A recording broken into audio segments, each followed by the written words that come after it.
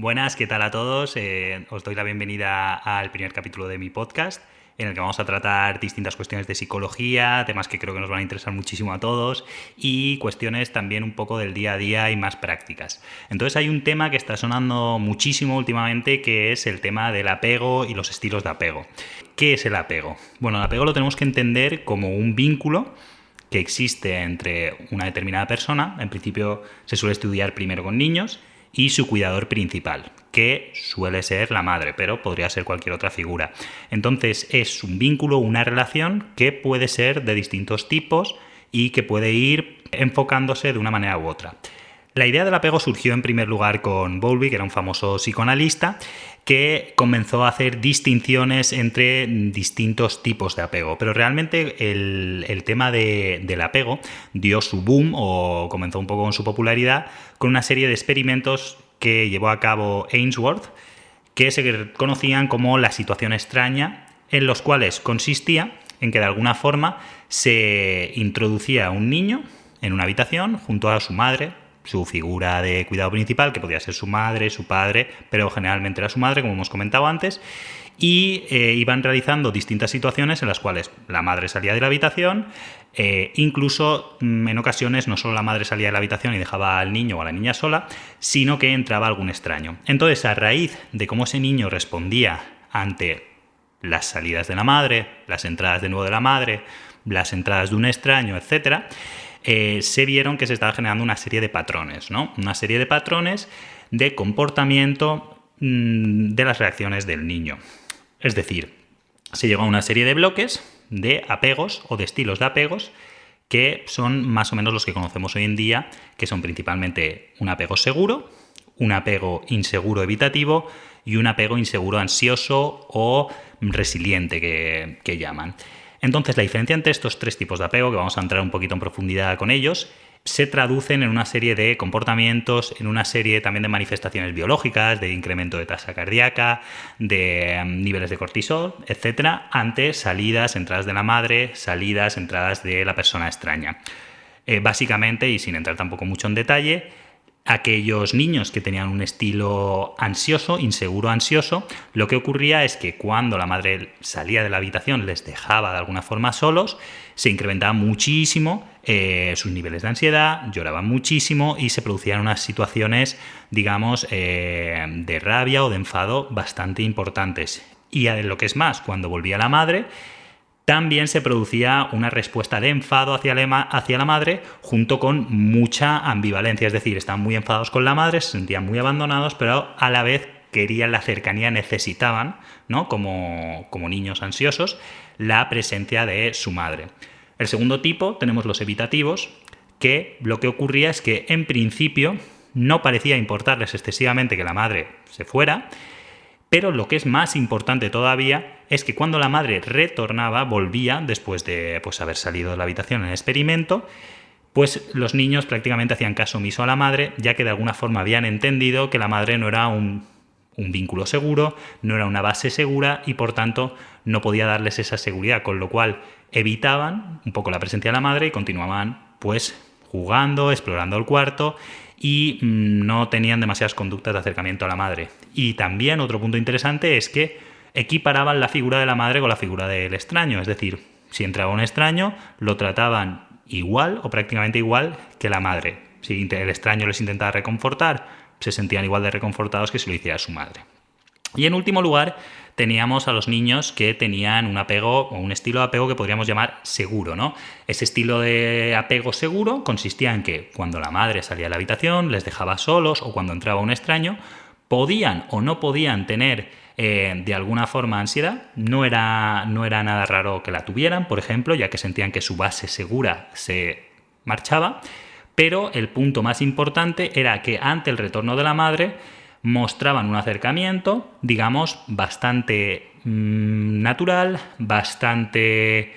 comedido, bastante tranquilo cuando volvía la madre. Es decir, no reaccionaban igual que los niños evitativos, que era como nos olvidamos totalmente de esta persona porque no es segura, y no reaccionaban como los niños ansiosos con fuertes pataletas y una especie de rechazo, pero excesiva necesidad. Sencillamente, aquellos niños que tenían apego seguro, de alguna forma volvían a ver a su madre, lo agradecían y continuaban después explorando y haciendo sus distintas actividades de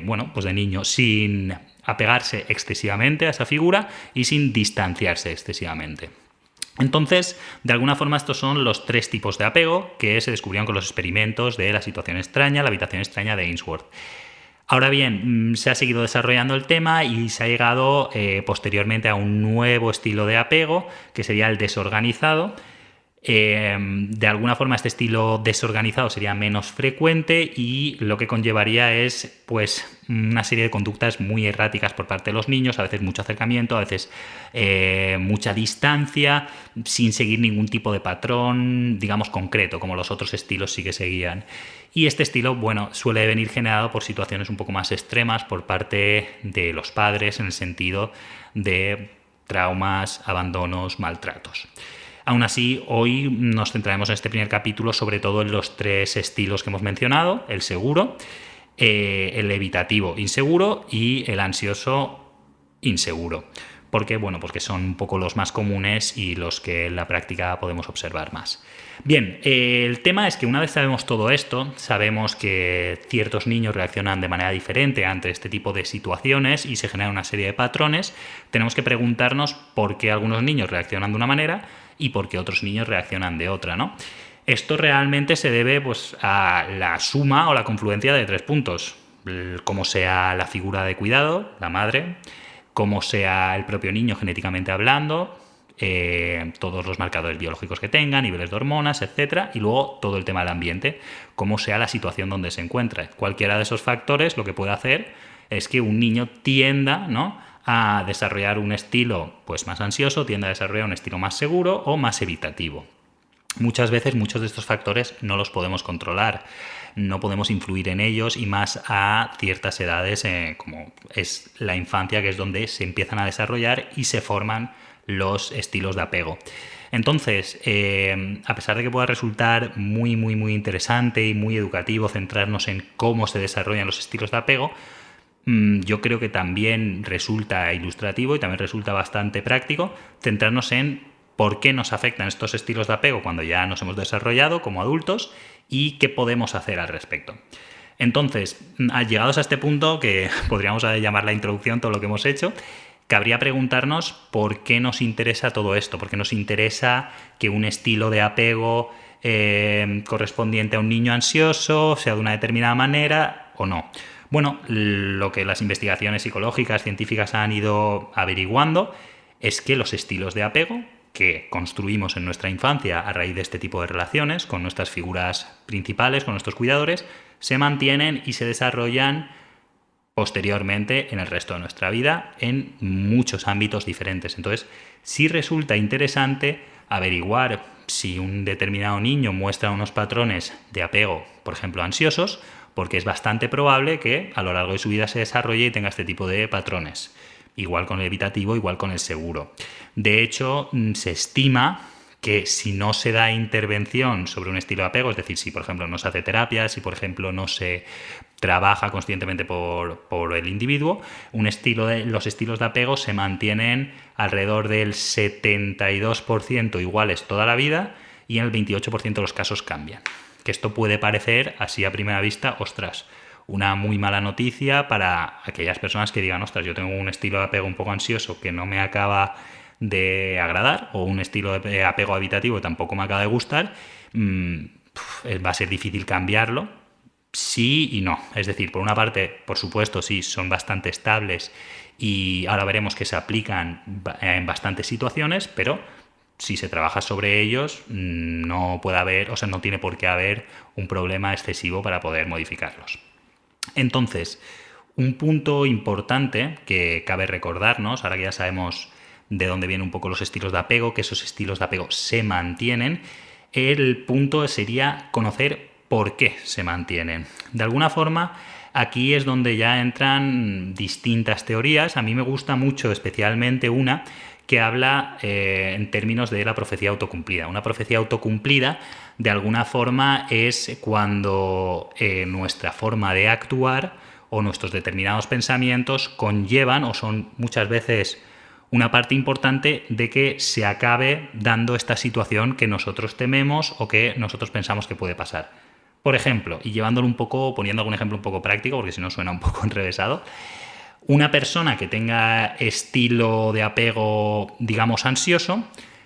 tenderá a preguntarse, por ejemplo, en sus amistades, vamos a centrarnos en ese ámbito ahora, tenderá a pensar que, bueno, que sus amistades no son una base segura, les van a abandonar, de alguna forma no les quieren realmente por quienes son, y entonces tenderá a hacer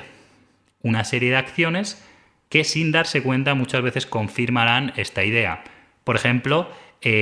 preguntar constantemente, esto es bastante típico, preguntar constantemente a sus otras relaciones,